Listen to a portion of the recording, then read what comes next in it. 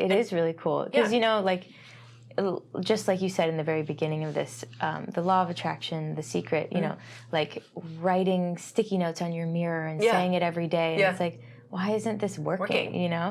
I feel like teens especially could know this information. You know, that age group is kind of where people start to, your hormones are shifting and you're very influenced by your peers and the media. And it can be a challenging time. So the thing about why affirmations don't work is because on the one hand, you really have this distortion, right? You don't like the way you're feeling. You don't like the way your world is. And then at the same time, you're saying these affirmations because you're wanting a change, right? You're yearning for something different.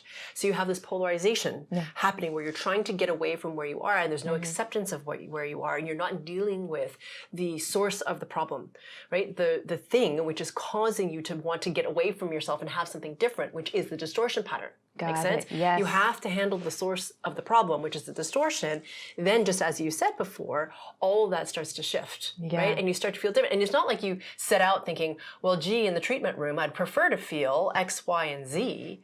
You just started doing the work, and then all of a sudden you noticed it just shifted. It just stopped. Like permanently. Yeah, pretty neat. But that's a good point when you mentioned like the yearning, because we've talked about this, like creating and manifesting not from a place of yearning, because now you're just creating more yearning. But it's like a place of wholeness, right? You're already whole, and this thing would be lovely. Exactly. Right, that kind of thing. Yeah, exactly. Because the thing is, when we yearn, it emphasizes or exacerbates this tension that we have that we aren't complete. This is what we talked about in terms of absolute scarcity. That we need something outside of ourselves to fulfill ourselves because we're not complete.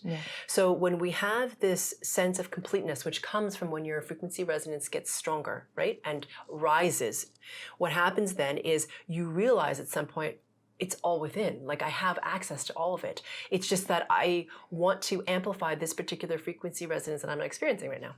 So you start to amplify that, surrender to it, and it starts to come in the most non-linear and magical ways, as you yourself are discovering in many different ways in your own life.